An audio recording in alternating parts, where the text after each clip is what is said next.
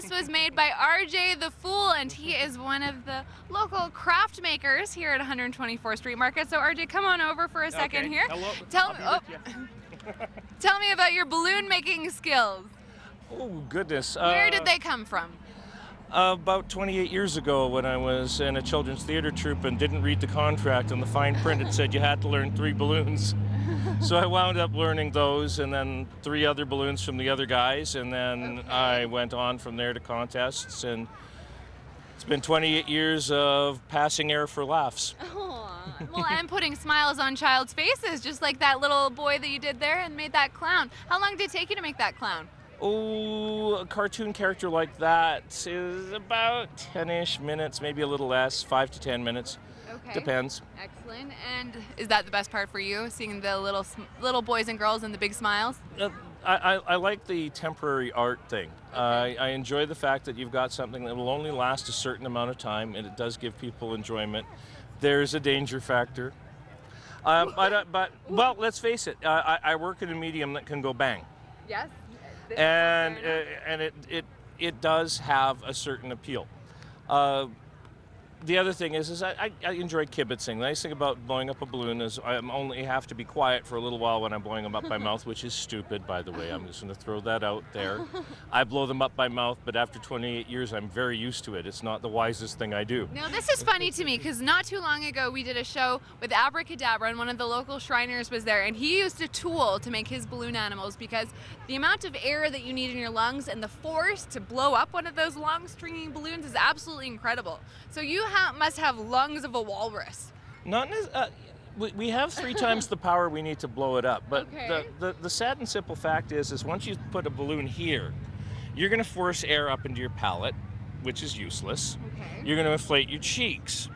If you have a certain condition called surgical emphysema, you'll blow air into it. Like, if you remember Dizzy Gillespie, who used to, when he would blow his trumpet, his cheeks would fluff out to here. Mm-hmm. I've got friends who try to blow up balloons in their mouth and... Well, that was what happened to me, because I tried to blow it up and I made a fool out of myself. Yeah, well, leave it to the professionals. We get paid to do that. Okay.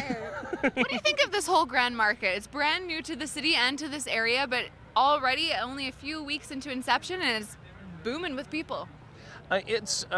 Actually, there's a need for this kind of a market. The other farmers markets require you to have made your thing from scratch. Okay. That you have somehow this thing that you're presenting to the public has to be something. There are other artisans who get their materials other ways, who need an opportunity like that which is afforded by this market.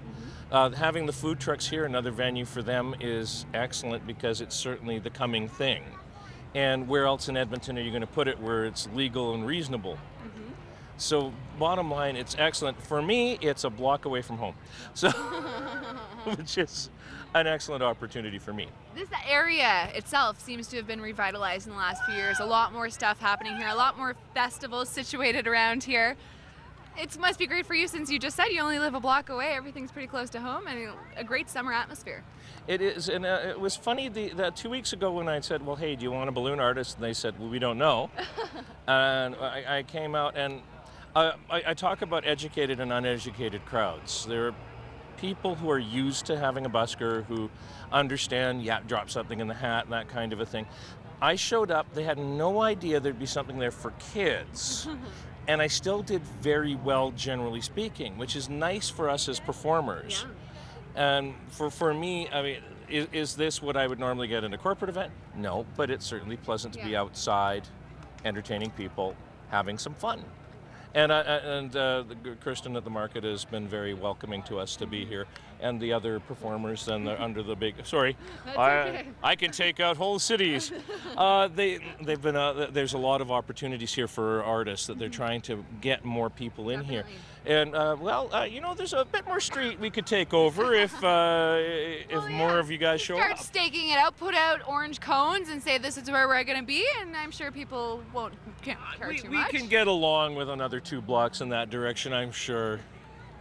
Well, thank you so much for speaking with us. And can I steal your hat for the rest of the show? Because I feel like I could be a little more festive on. I'm just kidding. I'm just kidding.